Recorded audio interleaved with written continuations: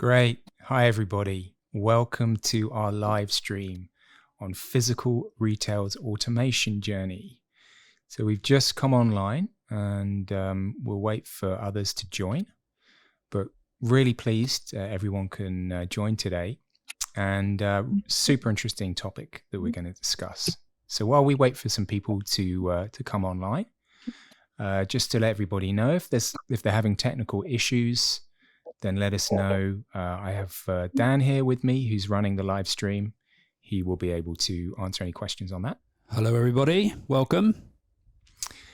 And some other housekeeping issues. We are recording this session, so we're going to make that available on our YouTube channel later on today or at the latest tomorrow.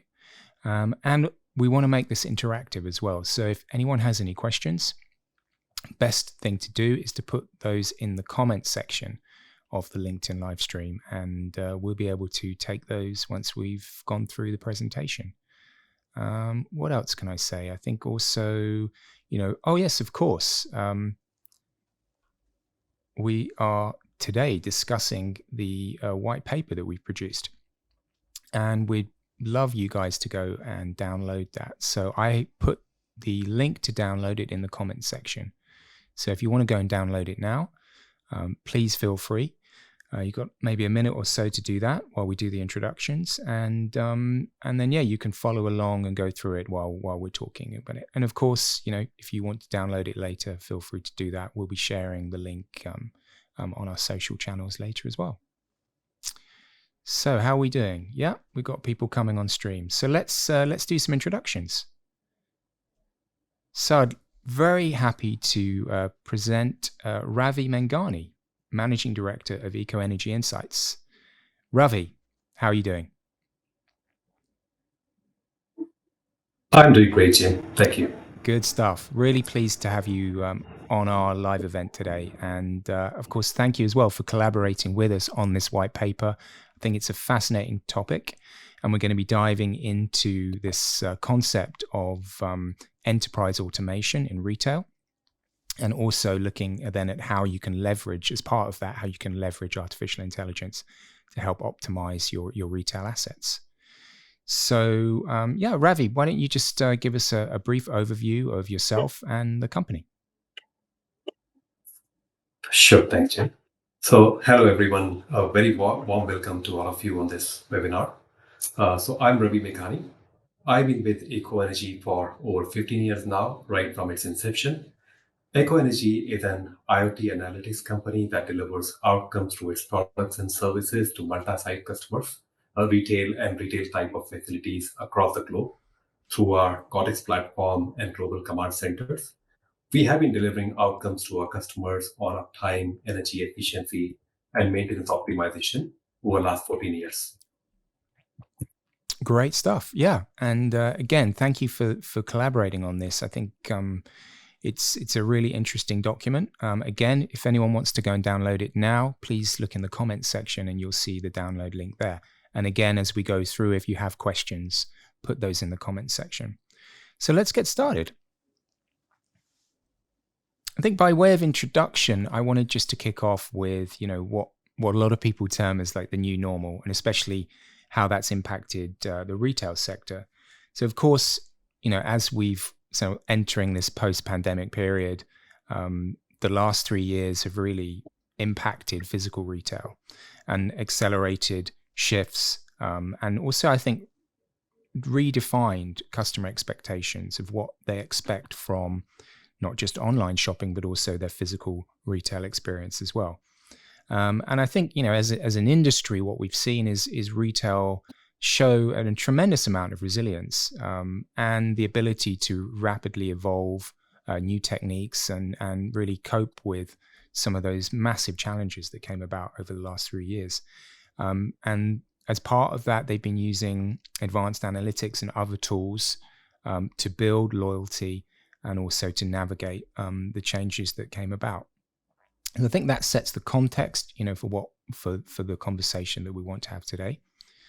And then introduce, these emerging trends that we've seen shaping the future of physical retail. So I think, Ravi, just to bring you in here, how should retailers think about some of these issues, like conscious consumerism, for example?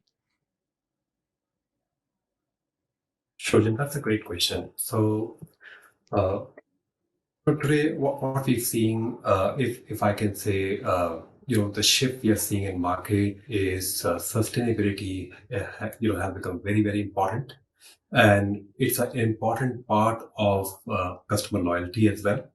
If I talk about startup of this business about 15 years ago, people were interested in cost saving, but sustainability did not have the place of prominence that it has right now. So if you talk from the consumer perspective, the quality and sustainability are at heart of consumer sentiments.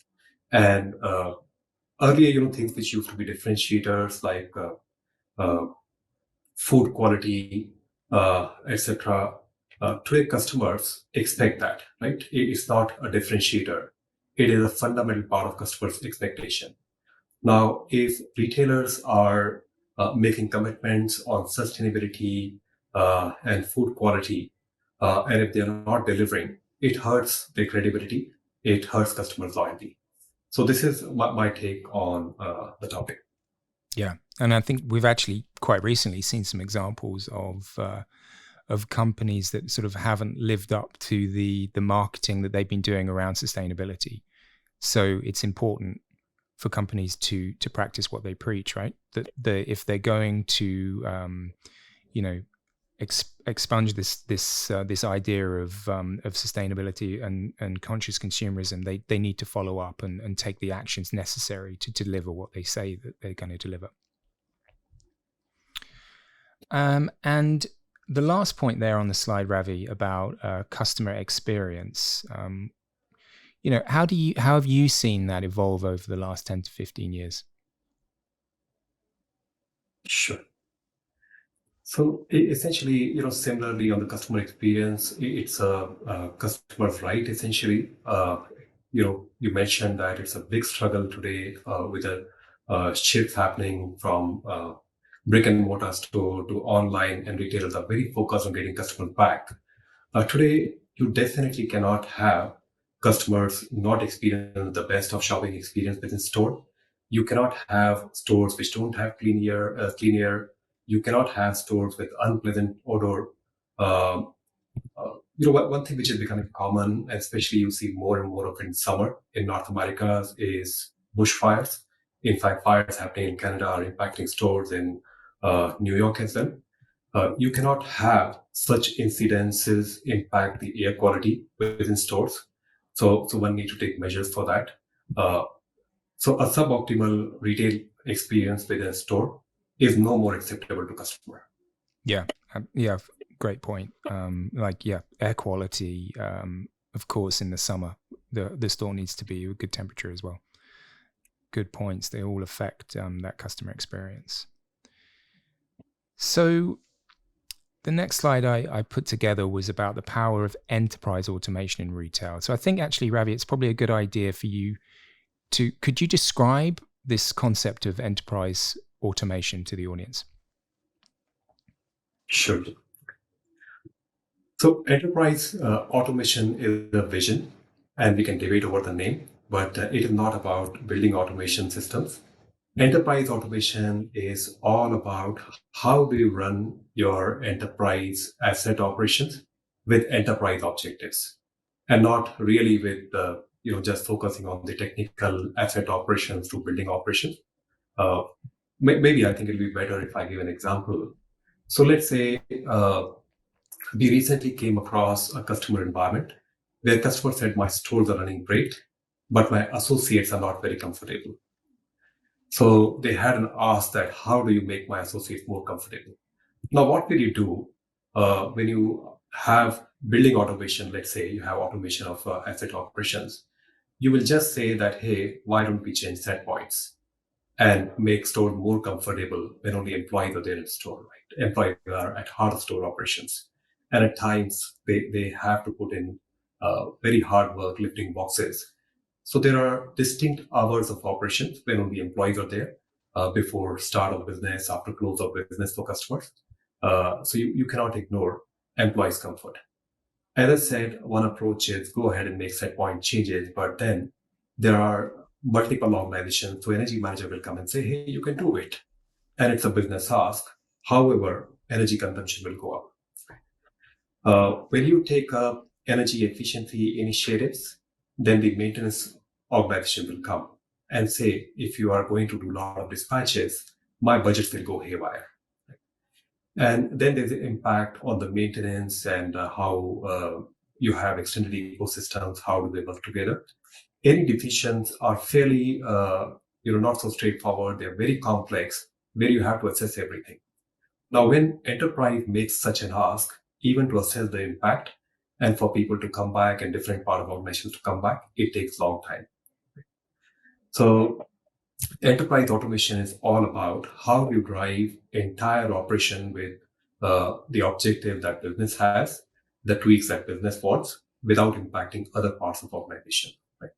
So, just going by this example, let's say there's a noise in the system at times that stores are complaining, associates are not comfortable. Right now, it might be anecdotal.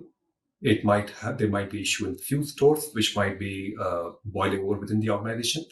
But if you have complete visibility of how stores are performing during different distinct operating windows, you might see that only a handful of stores have issues. Right? And we never ever recommend, no business would want their employees to be uncomfortable. But if it's a problem with small subset or in certain geographies, then you address the issue over there. The cause of it might also be asset inefficiencies, deferred maintenance.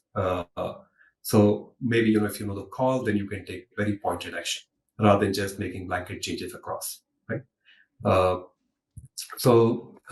Even better, maybe we'll talk later about some of the dynamic strategies where an enterprise, the vision is enterprise can state an objective, and systems today with the use of artificial intelligence can identify where are the issues, can target the issues, and they can run very different strategies like dynamic pooling. I'll give an example of that maybe later during the conversation.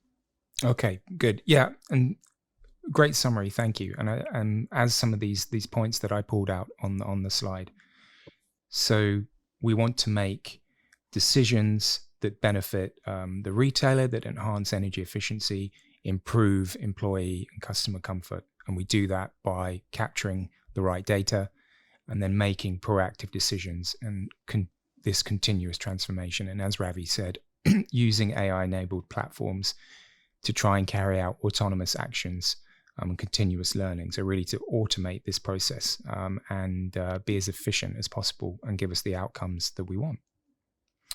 Let's go on to the next slide. So as part of this white paper, we came up with this virtuous cycle. Again, I think it'd be interesting, Ravi, for you to talk about this as well. But certainly one of the main points is, that we can start, depending on where you as a retail organization, you might be at various points during this cycle. So you may not be starting at selection. You may be coming in more towards deployment or operations. But the point being that we go through this cycle. So I don't know if you got some comments, some points that you'd like to make on this cycle. Sure, Jim. So while everyone talks about life cycle, let me tell you, it's very hard to stay focused on managing life cycle and deliver it. So enterprise automation is also a lot about removing silos basically between different parts, making data available to all parts of the organization and even vendors which maintain site. So, we touched upon how to deliver this in previous slide. Mm-hmm. So, when you start with a life cycle approach, one of the things is you always have a challenge with legacy infrastructure, right? You're always constrained that I have very old assets, I have old automation systems. How do I deploy new technology? And in the life cycle, it's about, focusing on energy, focusing on maintenance, not increasing your budget, but being effective everywhere. So the key question there is, how do you deliver life cycle, not just for new infrastructure, new sites, and talk of new technology, but how can you get started with legacy infrastructure? So one of the things is that when you start with any initiative, maybe you can start manually. But what's happening is when you start with manual exercise of making changes into your infrastructure or taking measures in field maintenance, uh, then you will require more expensive, more investment initially, and then you get into a semi-automated environment. And if you start bringing in a lot of intelligence and start making data available, not just from asset operation, but from the maintenance system like work orders and utility information, the intelligence and system will throw a lot more actions. So the whole exercise could be extremely expensive, and that's where you start moving into autonomous actions, right? So this is more about how do you get started. Today, what we are building is we are building layers essentially to bring some of these capabilities to some of the supported legacy environments. So over here, right from selection essentially or deployment and operation, let me start with operations in a virtual cycle. So an enterprise is a living, breathing, running enterprise. You have operations to take care of, but at the same time, you also have to focus on midterm, long-term actions. So as I mentioned earlier, that you can run operations very intelligently with the insights coming from platforms and autonomous actions. Uh, but for store managers to when there is issue with customer comfort, they would like to know that if I have a comfort issue, what's happening right now. If you remove silo between a central intelligence platform and the field technician, and field technician could be a third party technician, right? Not necessarily under your control, right? If you're able to get that information about if dispatch has been made, typically, someone will raise request for dispatch, corporate will approve it, and then technician organization is informed, technician is dispatched. If you get this information, then stores are comfortable, right? They know somebody is going to take care of the problem. So this is again about running your operations without silos. Then you move from reactive maintenance to proactive maintenance through insights, which is the key recipe for optimizing maintenance cost. And I can tell you that you can have strategies for reducing energy consumption. People go for very visible measures like changing lights, which also improves store experience for customers, which are great to do.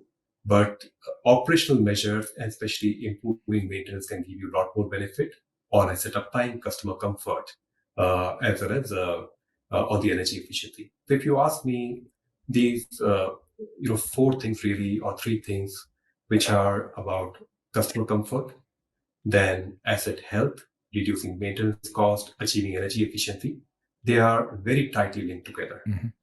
Now, other thing which becomes important in life cycle is upgrade part. So if you talk about multi-site chains or retail, uh, typically if you are remodeling or upgrading, let's say 5% of your stores every year, you're talking about 20-year upgrade cycle or refresh cycle. Now, all the assets may not last 20 years, right? So you have to invest into assets every 7 years, to every 15 years or lesser. So you have to upgrade at least 7% stores, right? So whenever customers get into, let's say, cost containment exercises, maintenance suffers the most. Mm-hmm. We are seeing that today many of customers are deferring their maintenance, but it is going to have long-term consequences, as well as it does not really save you cost in the short term, right? And upgrades are planned basically only during the budgeting cycle once in a year. They may not be planned very scientifically at times. Right? So just imagine, as part of enterprise automation strategy, you don't have silos in data.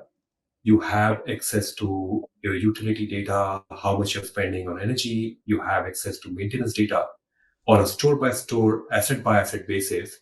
You have spend information coming from every asset. And if you are able to pull, and plus you have business priority, because every retail location may not continue, it may not be strategic anymore. Customer may not want to remodel them, upgrade them beyond a couple of years. They might run till the lease is over. Now, if you have this information on your fingertips, I can tell you today that one can really get this upgrade information or replacement information within hours, within 5 to 6 hours. With enterprise automation, one can decide that which other stores I need to invest in, which store should I upgrade. This is very different, from the traditional approach where again you run a cycle reactively when you have certain budgets at the end of the financial year, and then you raise a question to your facility and they work in isolation again. That someone looks at it from only maintenance angle or the cost of investment, but not the true cost of running the assets. Great points, and I thought what you said about deferring maintenance as well is very interesting, because in a lot of respects that's quite short-term thinking, and thinking more about in this terms of this virtuous cycle make a lot more sense in the long term. Let's look at some conclusions. And I forgot to say as well, we if you download the white paper, you'll be able to see some case studies explaining how this virtuous cycle works. So yeah, we'll just look at the conclusion and then we can take some questions afterwards. So I think just really 2 points, that about this emergence. I mean, we talked previously, and Ravi mentioned, the fact about customer experience and customer comfort, and also an employee experience and comfort as well, and this emergence of all of these aspects together, and that physical retailers are, really should be embracing energy efficient, healthy, and comfortable stores, and it's I think critical for all of those aspects. And finally, of course, this element of future proofing as well, and that ties into what we talked about maintenance and deferring maintenance. We really want to be, at a stage where we don't fall behind with technologies that can really help us optimize your stores. I think that's a really, really important point as well. So, Jim, if I can add over here. Please, go for it. So I just want to add to your point of deferring maintenance. One can defer maintenance very intelligently with AI platform. It's something which I said I'll earlier that we'll talk about it later in the session. Mm-hmm. So let's say you have a store with 4 air conditioning units. And I can tell you today that the level of visibility which is there in the system, we have stabilized any critical maintenance required across portfolio to less than 2% assets. When you work with condition-based maintenance, you prioritize maintenance. Today, we have nearly 300,000 assets connected to a platform. And I can tell you only 2% and lesser HVAC assets for any large customers require urgent dispatches. And even when a single asset requires urgent dispatch, you can defer that.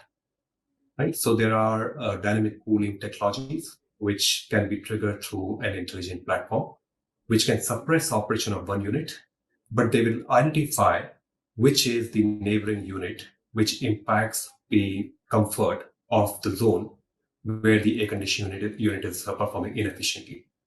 So through that AI technology, you identify that, because across thousands of sites, you will not know which unit is installed there. Mm-hmm. So you suppress operation of unit which is not performing well. You lower the set point, for example, and make an adjacent unit run harder. You will save on energy. You will have great customer experience even in the zone where a 40 unit is there. You do not have to dispatch. So this is the intelligence I was talking about, which can be deployed across enterprise, and you can defer maintenance. Yeah, no, excellent. Good point. Let's just move to the question section. I think we maybe got time for 1 or 2 questions. Over to Dan. We got anyone coming? I've got a question here from Dan. Within the retail sector, while online shopping impacts most bricks and mortar stores, QSRs and C stores continue to expand. Within those sub-verticals, AI-enabled video security is integrated to POS systems to create business intelligence solutions. that uncover not only shrink but operational efficiencies. What is preventing this data from being further integrated with other automation data in store to uncover more holistic business insights? Ravi, what do you think? Quite a question Sure. Yeah, absolutely. Yes. It's a little longish question, but I'll attempt to answer. So we have attempted, I'm sure others have also attempted, using business data essentially. And I assume here the mention of security is about Right. footfall, Yeah. not really about security. So there are predictions and patterns you can have that if it's going to rain today, then you might have higher footfall, and certain times of day you have higher footfall. You can actually measure footfall. Uh, so when we talk about enterprise automation, it's not just about running HVAC on lighting. If you talk about QSRs, it's also about your kitchen equipment. It's about how do you ensure that your oil goes on longer. Right? If you just have your fryers ready waiting for customers and if footfall is very low and you still run very high temperatures, your oil goes bad much faster, right?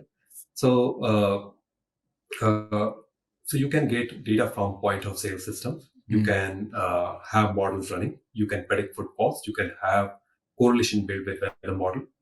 Now, challenge is, who will do that?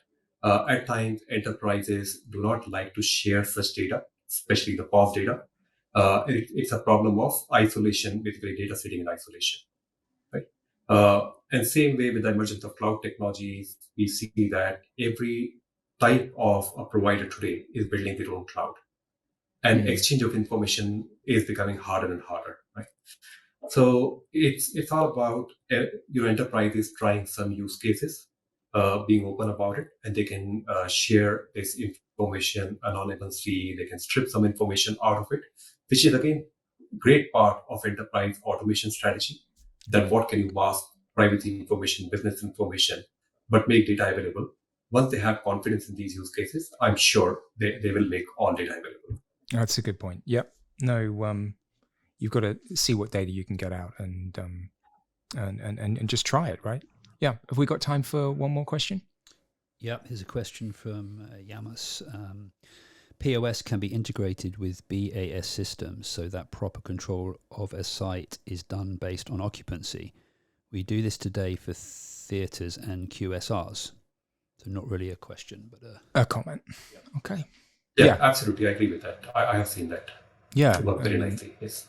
And that's great, being able to integrate all of these different data sets together. I mean, that's really a way of generating some excellent insights. Is there any more? Yeah, we can do one more. Yep. AI is evolving and getting more intelligent. Why do we need enterprise automation? Ravi, what do you think? That's a great question, right? So AI is great, it's evolving. As I said that, how do you leverage AI for legacy systems, right? That's one part. Secondly, you still have all information in isolation. Plus, AI can act on certain part of it today. It's evolving in this space. It's a physical world we're talking about. If it was an IT system, great, right? If it was a consumer interacting with an application, great. You're talking about a very complex ecosystem today with physical world where technicians need to go to site. Everything is not possible remotely. Today, we are moving in direction of AI where AI is learning the operation of assets. It's able to drive it. The intelligence is also moving to edge. You're able to take more and more autonomous action. So it's about building autonomous actions with AI, but with the intelligence and removing silos from across the enterprise. Yeah. So as I said, again, you need to balance your operations. You still need to have technician go to site. Yeah. Right? So AI balances some part, but how do you carry out the dispatch intelligently? If work is carried out, AI can support you with measuring the effectiveness of that work, or flag it if it's not done well. Yeah. You need to think of broader ecosystem. Yeah, no, absolutely makes sense. Well, that's the end of the stream. But look, if there are any more questions, then please put them in the chat. We'll be able to take a look at them afterwards, and I'll be able to answer them, or I can forward them on to Ravi, and yeah, I'm sure we can get answers to your questions. Of course, please go and download the white paper. You'll find the link in the comments section. That's up there now, and we will also be recording this, or we have recorded it, and we'll be putting it up on our YouTube channel as well. So you'll be able to share it with your colleagues. And yeah, just remains to say, of course, thank you, Ravi. Thank you, Jim. Thank you, Dan. And thank you everyone for joining the webinar today. Yeah. Thank you, everybody, for joining. And yeah, see you next time. Bye-bye. Bye-bye.